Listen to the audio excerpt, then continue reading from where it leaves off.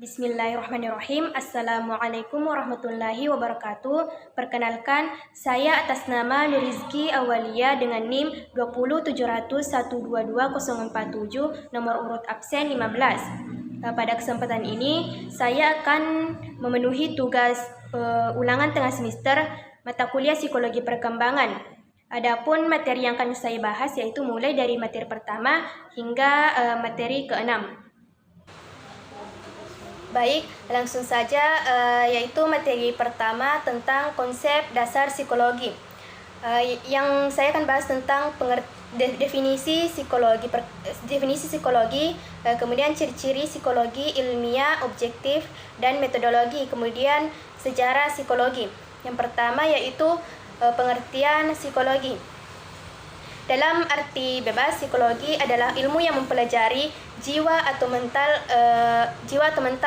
Psikologi itu tidak mempelajari jiwa atau mental secara langsung karena psikologi itu bersifat abstrak. Psikologi sebagai ilmu pengetahuan yang mempelajari tingkah laku dan proses mental, atau psikologi yaitu sebuah ilmu yang di dalamnya itu mempelajari tentang manusia, bagaimana cara berpikir dan berperilaku. Misalnya, setiap manusia itu memiliki sifat yang berbeda-beda. Di antaranya yaitu ada pemalu, percaya diri, dan lain-lainnya. Kemudian yang kedua yaitu ciri-ciri psikologi. Yang pertama yaitu ilmiah psikologi. Ilmiah psikologi. Psikologi adalah salah satu bidang ilmu pengetahuan dan ilmu terapan yang mempelajari tentang perilaku, fungsi mental, dan proses mental manusia melalui prosedur ilmiah. Psikologi sebagai ilmu pengetahuan. Adapun syarat psikologi sebagai ilmu pengetahuan, yang pertama yaitu psikologi bersifat empiris. Kemudian psikologi harus sistematis. Ketiga yaitu psikologi harus melakukan pengukuran. Keempat, psikologi harus memiliki fakta ilmiah. Artinya ilmu psikologi bisa tumbuh dan berkembang berdasarkan fakta aktual dan dapat dibuktikan. Kemudian yang kelima, psikologi harus memiliki definisi umum. Artinya psikologi harus memiliki definisi yang jelas, luas, singkat, dan sesuai menurut istilah-istilah yang digunakan. Kemudian psikologi itu memiliki tiga fungsi. Yang pertama memiliki tiga fungsi ilmu. Yang pertama menjelaskan, yaitu mampu menjelaskan apa, bagaimana, dan mengapa tingkah laku itu terjadi. Kemudian yang kedua memprediksi, yaitu mampu meramalkan atau memprediksikan bagaimana dan mengapa tingkah laku itu terjadi. Kemudian yang ketiga pengendalian, yaitu mengendalikan tingkah laku sesuai dengan apa yang diharapkan. Selanjutnya yaitu ciri yang kedua. Ciri yang kedua yaitu objek psikologi. Objek kajian psikologi dibagi menjadi tiga. Yang pertama normal, kedua abnormal, dan ketiga sakit. Menurut Alex Sobur, objek psikologi itu dibagi menjadi dua, yaitu objek material. Objek material adalah sesuatu yang dibahas, dipelajari, dipelajari. Objek material mencakup apa saja. Objeknya yaitu manusia. Yang kedua, objek formal. Objeknya yaitu dari segi tingkah laku manusia. Objek tersebut bersifat empiris atau nyata yang dapat diobservasi untuk memprediksi, menggambarkan sesuatu yang dilihat. Caranya melihat gerak-gerik seseorang, bagaimana ia melakukan sesuatu, dan melihat dari matanya. Kemudian ciri yang ketiga yaitu metodologi psikologi. Beberapa metodologi dalam psikologi yaitu yang pertama metodologi eksperimental, yang kedua observasi ilmiah, yang ketiga sejarah kehidupan atau metode biografi, keempat wawancara, kelima angket, keenam pemeriksaan, Keenam, pemeriksaan psikologi. Ketujuh, metode analisis karya dan metode statistik. Selanjutnya yaitu sejarah psikologi. Dilihat dari sejarah, psikologi sudah berkembang sejak berabad-abad yang lalu sebelum Masehi sampai sekarang. Dilihat dari sejarah bahwa psikologi yang dimaksud pembahasan tentang jiwa manusia. Bahkan dalam kitab setiap agama, kita akan mendapati istilah psikologi jiwa. Sehingga sejarah psikologi bisa dilihat dari sudut ini pula, bahwa ilmu psikologi modern tidak bisa dipisahkan dengan sejarahnya di filsafat. Sebagai ahli bahwa psikologi berkembang dari ilmu filsafat yang memisahkan diri sebagai ilmu mandiri. Pada abad terakhir ke-19, psikologi berkembang menyusul sebagai suatu ilmu yang berdiri sendiri. Lahirnya ilmu ini diawali dengan timbulnya aliran filantropisme, yaitu suatu paham yang mencintai sesama manusia, terutama terhadap anak-anak. Pendiri aliran ini yaitu Johann Bernard Basedow. Selanjutnya yaitu materi 2 atau materi dari kelompok 2. Yang pertama yaitu ruang lingkup dan tugas psikologi. Kedua, metode penyelidikan dalam psikologi, dan ketiga, hubungan psikologi dengan ilmu lain. Yang pertama yaitu tentang ruang lingkup dan tugas psikologi. Beberapa kajian ilmu psikologi diantaranya yaitu psikologi perkembangan. Psikologi perkembangan adalah bidang studi yang mempelajari perkembangan manusia dan faktor-faktor yang membentuk perilaku seseorang sejak lahir sampai lanjut usia. Terapan dari ilmu psikologi perkembangan digunakan di berbagai bidang seperti pendidikan dan pengasuhan, pengobjektimalan kualitas hidup dewasa, tua, dan penanganan remaja. Yang kedua yaitu psikologi sosial. Bidang ini mempunyai 3 ruang lingkup, yaitu studi tentang pengaruh sosial terhadap proses individu.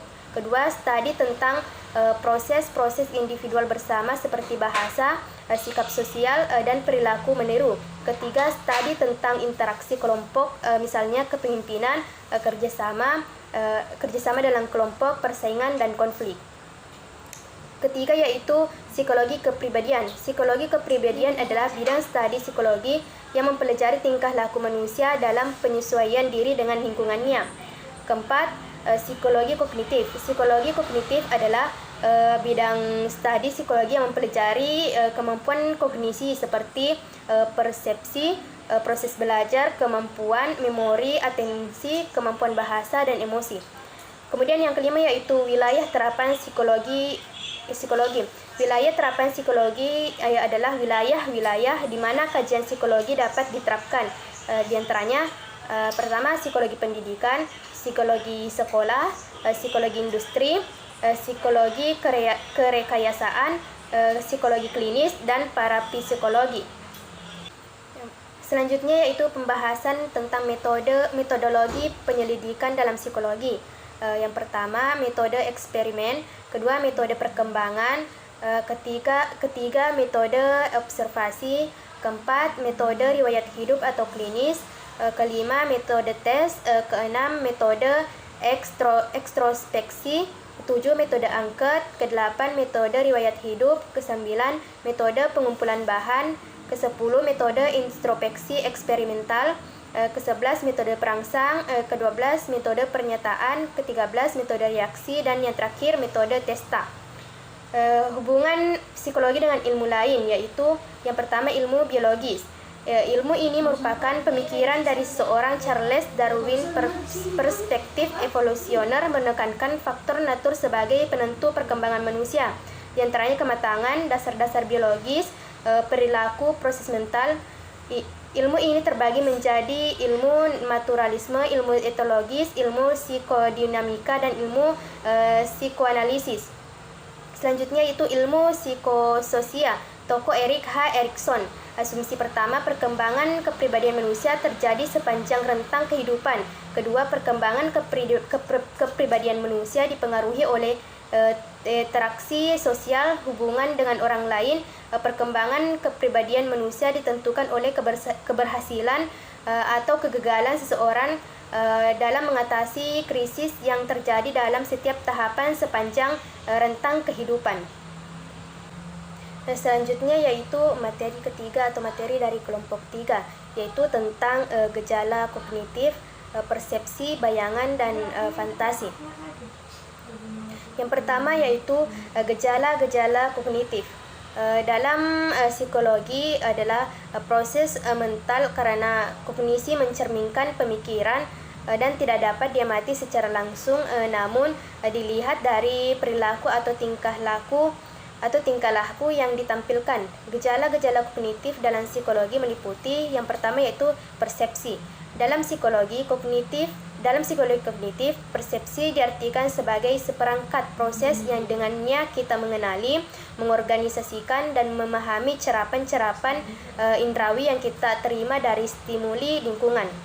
Dalam proses persepsi terdapat 3 komponen. Yang pertama seleksi, kedua interpretasi, ketiga interpretasi dan persepsi kemudian diterjemahkan dalam bentuk tingkah laku sebagai reaksi. Menurut Sunario, persepsi melewati 3 proses, yaitu proses fisik, kealaman, adanya objek yang diikuti oleh stimulus melalui reseptor atau alat indera. Yang pertama proses fisiologi, adanya stimulus respons saraf sensori menuju ke otak. Kedua proses psikologis, proses dalam otak sehingga seseorang menyadari stimulus yang diterima. Faktor-faktor yang mempengaruhi persepsi seseorang dapat dikategorikan menjadi faktor fungsional, faktor struktural, faktor situasional, dan faktor personal. Kemudian gejala kognitif yang kedua yaitu bayangan. Istilah bayangan sering disebut juga dengan istilah tanggapan. Bayangan atau tanggapan sendiri adalah gambaran ingatan dari pengamatan. Misalnya berupa kesan pemandangan alam yang baru kita lihat dan lain-lainnya. Bayangan atau tanggapan ini juga berarti sesuatu gambaran jiwa yang menyerupai benda yang diamati. Tipe-tipe tanggapan atau bayangan yaitu yang pertama bayangan eidetik. Bayangan eidetik adalah tanggapan yang jelas dan hidup sehingga menyerupai pengamatan. Menurut Eric dan Walter Janes, bayangan eidetik ini dapat dibedakan menjadi 2, yaitu tipe pteronoid atau tipe T. Pada tipe ini bayangan lebih menyerupai bayangan pengiring. Sesudah melihat suatu benda seakan-akan benda itu masih terlihat di hadapannya. Bayangan eidetik tipe ini tidak lekas timbul dengan sendirinya atau ditimbulkan. Kemudian tipe basedoid atau tipe B. Bayangan dengan tipe ini dapat timbul dengan sendirinya dan dapat pula timbul dengan sengaja. Pada umumnya sifatnya hidup, bergerak, dan dengan warna yang asli.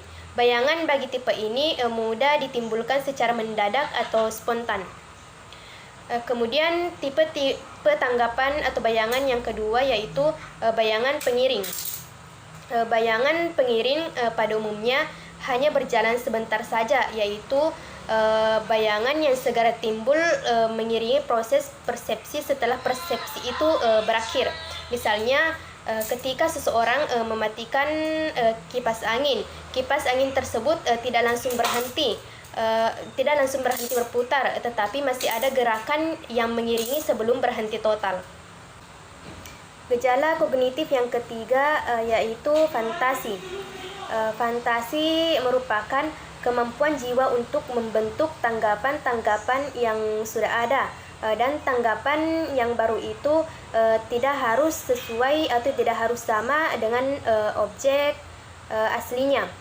Fantasi juga dapat diartikan sebagai kemampuan subjek untuk berorientasi pada dunia imajiner. Fantasi sebagai kemampuan jiwa manusia dapat terjadi secara sadar atau dan tidak sadar.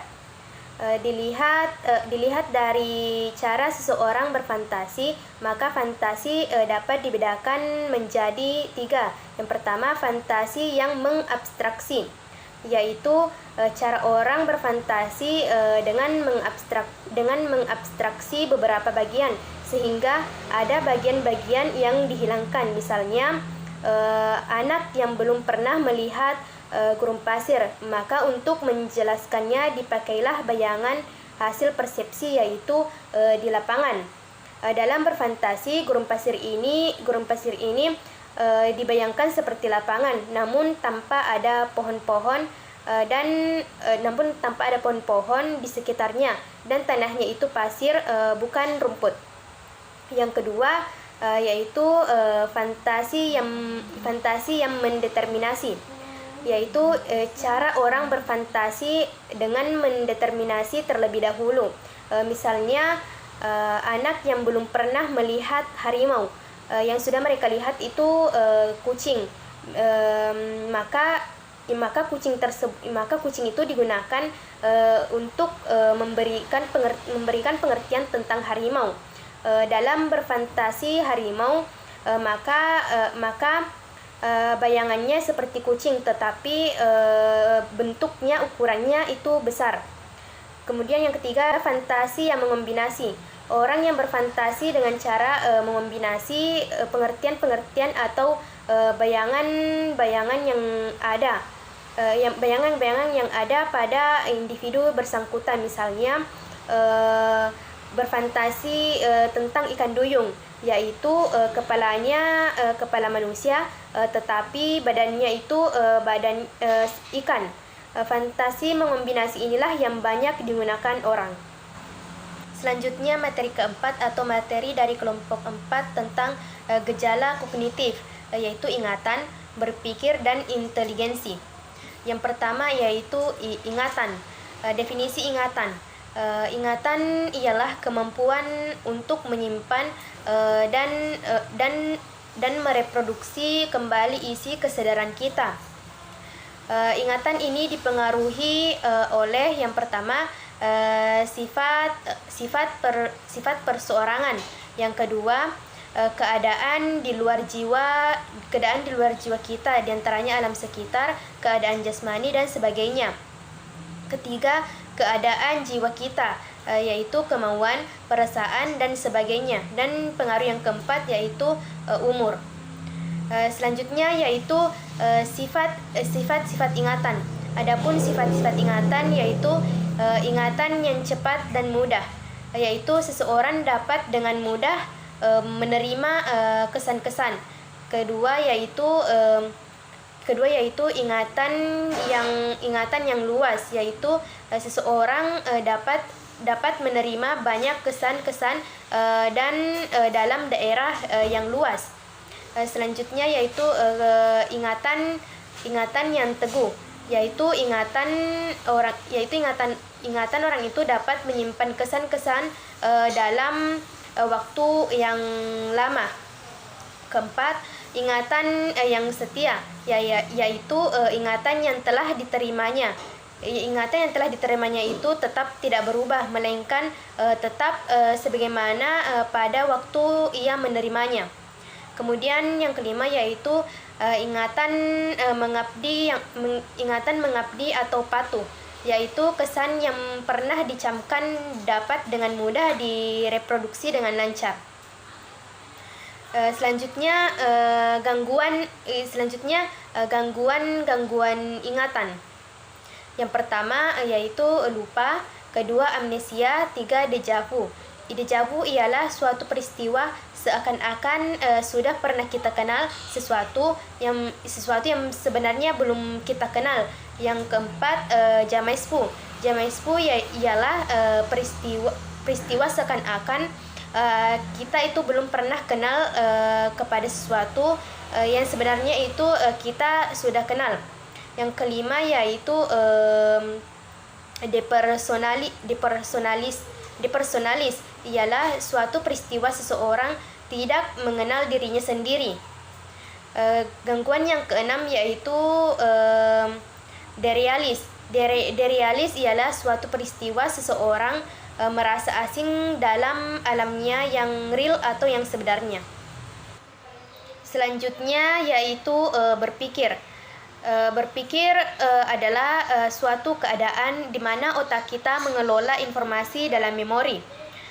Berpikir adalah suatu proses dialektis, artinya selama kita berpikir, pikiran kita mengadakan tanya jawab dengan pikiran kita untuk dapat melakukan hubungan antara pengetahuan kita itu dengan cepat. Kemudian proses berpikir diantaranya membentuk pengertian, membentuk pendapat, membentuk kesimpulan. Cara-cara mengambil keputusan atau kesimpulan itu ada 3 macam, yaitu deduktif, induktif, dan analogi. Selanjutnya gejala kognitif yaitu inteligensi. Adapun definisi inteligensi ialah kesanggupan rohani untuk menyesuaikan diri kepada situasi yang baru dengan menggunakan berpikir menurut tujuannya. Seseorang dapat dikatakan berbuat inteligen kalau dalam situasi tertentu ia dapat berbuat dengan cara-cara yang tepat. Artinya ia dapat memecahkan kesulitan-kesulitan soal-soal yang terdapat dalam situasi itu. Selanjutnya teori tentang inteligensi. Teori-teori tentang inteligensi yaitu pertama teori unifaktor, kedua teori two faktor, ketiga teori multifaktor, keempat teori primary main ability, kemudian teori sampling. Selanjutnya faktor-faktor yang mempengaruhi inteligensi, di antaranya yaitu pembawaan, kedua kematangan, ketiga pembentukan, keempat minat dan pembawaan khas, dan yang kelima kebebasan. Selanjutnya materi kelima atau materi dari kelompok 5 yaitu tentang gejala afeksi, perasaan dan emosi, dan gejala konasi atau motif. Pengertian gejala konasi dan gejala afeksi. Pengertian gejala konasi. Secara bahasa, konasi dapat disamakan dengan kehendak atau hasrat. Secara istilah, kekuatan yang sadar akan hidup dan menciptakan sesuatu yang berdasarkan perasaan dan pikiran. Kemauan adalah dorongan dari dalam yang sadar berdasar pertimbangan pikiran dan perasaan serta seluruh pribadi seseorang yang menimbulkan kegiatan yang terarah pada tercapainya tujuan tertentu yang berhubungan dengan kebutuhan hidup pribadinya. Kemudian pengertian gejala afeksi. Gejala afeksi adalah sebuah perasaan. Setiap orang memiliki cerminan hati yang terpancar dari perasaan yang bisa jadi labil dan bisa jadi tidak labil. Kondisi ini tentu dapat disebabkan oleh banyak faktor. Contohnya sedih, kecewa, dan juga perasaan bahagia. Selanjutnya pembagian gejala konasi dan gejala afeksi. Pertama, pembagian gejala konasi. Konasi atau hasrat yang berpusat pada kejasmanian. Gejala hasrat ini berhubungan dengan gerak dan perbuatan yang berpusat pada kejasmanian. Di antara gejala hasrat ini ada yang terdapat pada tumbuh-tumbuhan, binatang maupun manusia. Gejala-gejala yang berpusat pada kejasmanian adalah yaitu tropisme, refleks, insting, automatisme, kebiasaan, nafsu, kecenderungan, dan keinginan. Pembagian gejala konasi yang kedua yaitu konasi hasrat yang berpusat pada psikologi atau perbuatan kemauan. Kemauan adalah dorongan kehendak yang terarah pada tujuan-tujuan hidup tertentu dan dikendalikan oleh pertimbangan akal budi. Jadi pada kemauan itu ada kebijakan akal dan wawasan, di samping juga ada kontrol dan persetujuan dari pusat kepribadian. Maka kemauan lebih tinggi tingkatannya daripada insting, refleks, automatisme, kebiasaan, nafsu, keinginan, dan kecenderungan. Selanjutnya yaitu pembagian gejala afeksi. Yang pertama emosi. Emosi adalah suatu keadaan perasaan yang hebat meluap-luap untuk menggerakkan seseorang bertindak lebih jauh. Contoh emosi yaitu emosi kenikmatan, emosi cinta, emosi malu, rasa takut, dan emosi amarah. Selanjutnya pembagian gejala afeksi yang kedua yaitu perasaan. Perasaan adalah suatu fungsi jiwa untuk dapat mempertimbangkan dan mengukur sesuatu menurut rasa senang dan tidak senang. Contoh perasaan yaitu perasaan sedih, kecewa, gembira, marah, perasaan cinta, dan perasaan cemburu dan iri. Selanjutnya, contoh gejala konasi dan gejala afeksi. Pertama, contoh gejala konasi. Seorang pasien memiliki kemauan yang lemah, susah membuat keputusan atau memulai tingkah laku.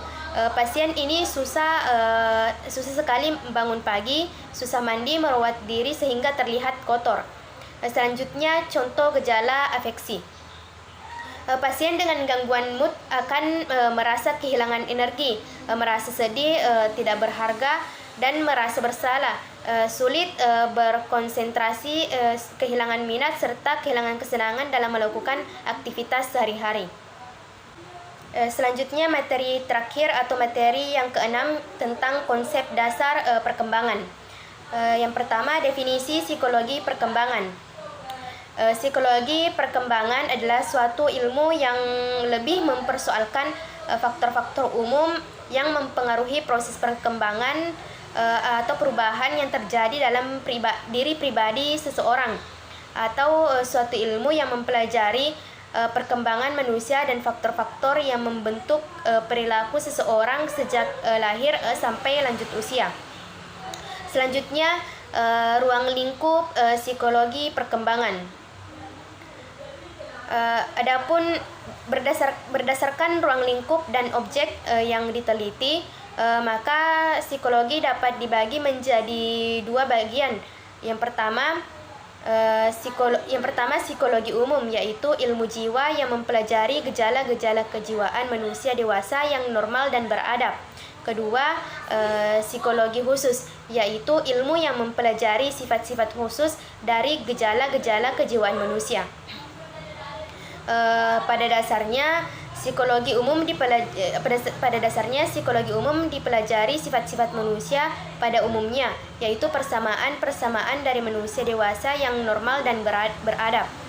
Adapun yang termasuk dalam psikologi khusus antara lain, yang pertama ilmu jiwa anak, kedua ilmu jiwa perkembangan, ketiga ilmu jiwa kriminal, keempat psikopatologi, kelima ilmu watak, keenam masa psikologi, tujuh ilmu jiwa golongan atau kemasyarakatan, dan yang kedelapan ilmu jiwa bangsa-bangsa.